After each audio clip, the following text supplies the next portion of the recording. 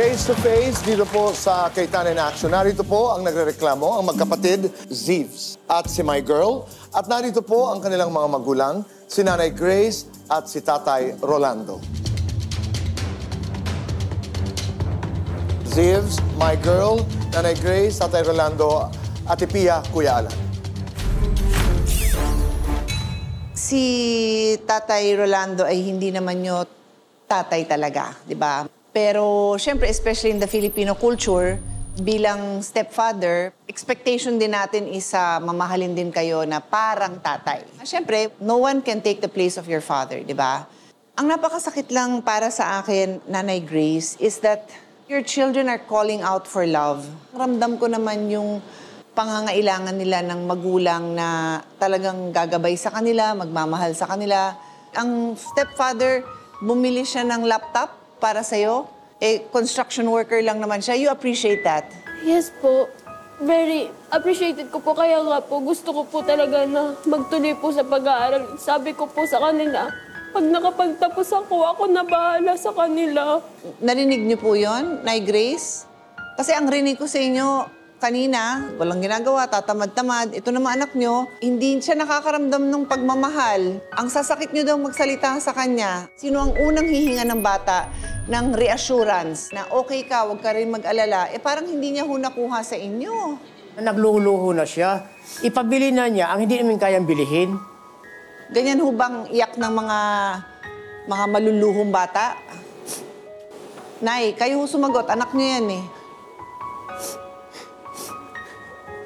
Ganun na lang ba tingin mo sa mga anak mo? Mga reklamador, maluluho, mga tamad? So yun din pinaramdam nila sa akin na sila magising alas 10 na, luto ng pagkain. Pagsabihan mo, pakain ka na. Huwag mo nga akong pilitin, nagdijita ako. Para naman ho kayong bata, Nay. Ba't hindi niyo kausapin ng maayos? Ba't hindi niyo pangaralan kung mali yung ginagawa? Ano ang gusto niyong marinig sa nanay niyo? Sorry po sana sa mga sakit po ng mga salitang binato niya po at pananakit niya po sa akin. Wala na daw po akong karapatan na mag-aral. Dahil may sakit daw ako, mamamatay lang daw po ako. Wala daw po karapatan magtrabaho. Pag nakapagtapos kayo, walang kwenta lang daw po na mag-aral ako. Hindi ko yan sinabi sa kanya, ma'am. Binto lang siya. Anong mapapala niya pag nag-imbento siya? Gusto niya kasi na masunod ang gusto niya. Pipilitin niya kasi mama niya kahit hindi namin kaya. Ang kakayahan namin, kung mag-aral, na simple lang, walang luho. Ano yung luho sa aral? Kasi yung nag-demand siya na magbili ng bike, binilihan niya. Yung laptop na hindi niya bibilihin kasi hindi namin kaya, ipapilit niya. Nagsisearch ako, may 10,000, may tag 15,000. Bakit pa namin abutin yung 35K sa isang construction worker? Oh, pero binilan niyo, ano? Oo nga. Ko. Kasi Na-appreciate niyo? Na-appreciate mo? Yes po, sobra po. Tumayo ka ngayon, magpasalamat ka para sa laptop na yan. Ma, thank you so...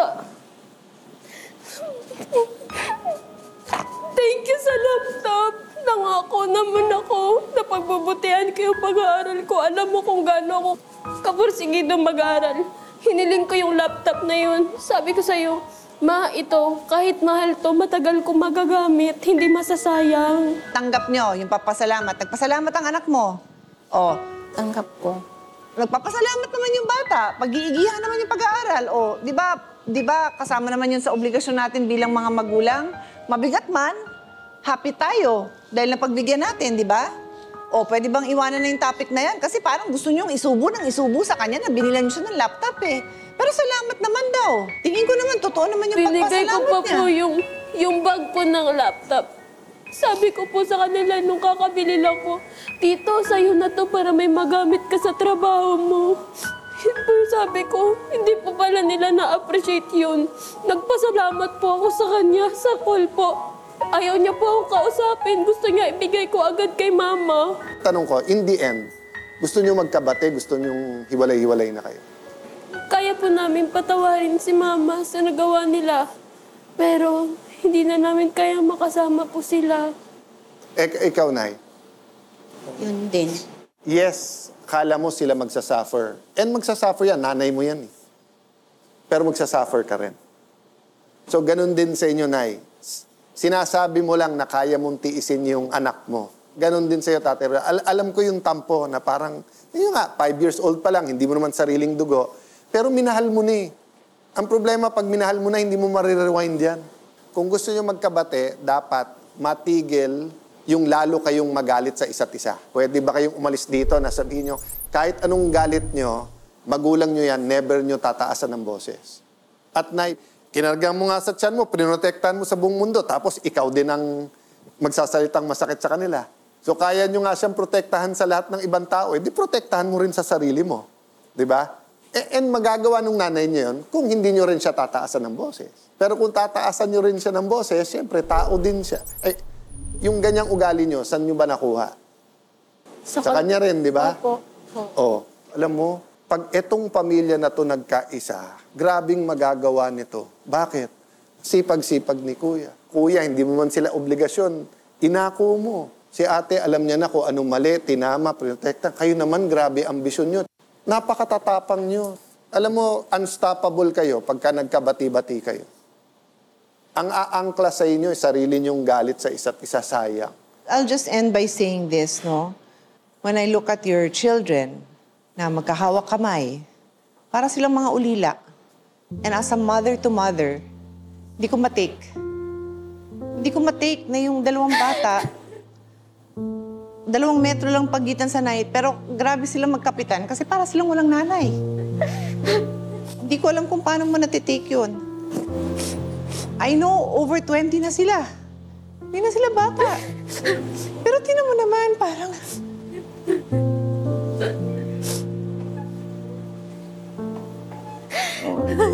Pating kay Kuya eh. Pating kay Kuya.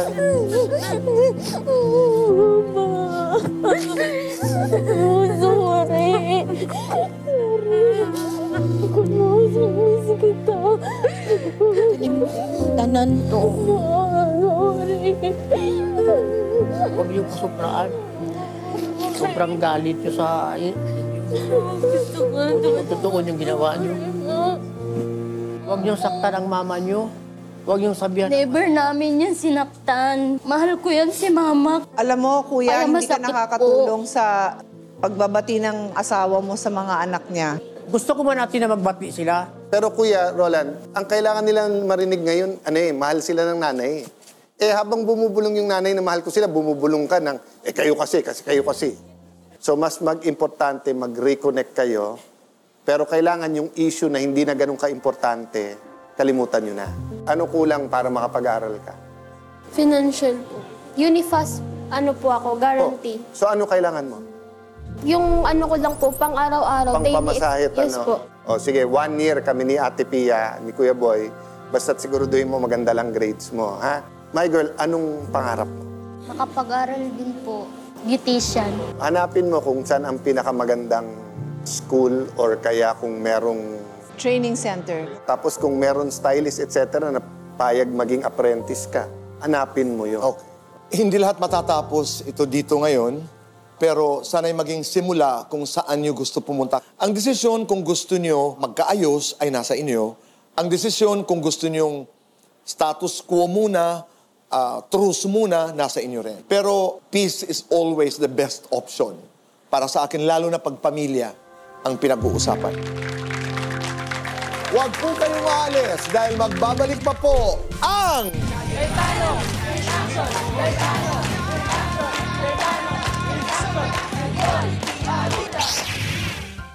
Dahil sa wakas ay naiparinig na ng magkapatid na Zivs at Mygirl ang kanilang hinanakit sa kanilang mga magulang, umuwi silang baon ang mas matibay na pagpapahalaga sa kanilang mga karapatan bilang mga anak.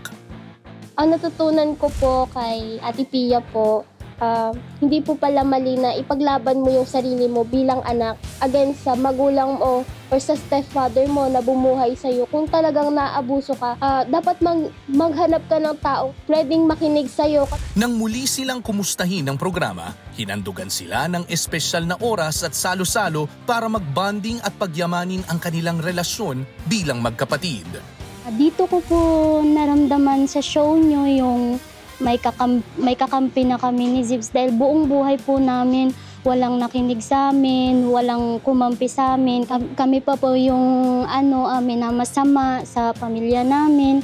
So, yun po, nagpapasalamat po ako kila Kuya Alan at Ate Pia with Kuya Bonda na pinakinggan yung hinaing namin, na ilabas namin lahat-lahat ng hinanakit namin. So parang nabunutan po ako ng tinik sa puso.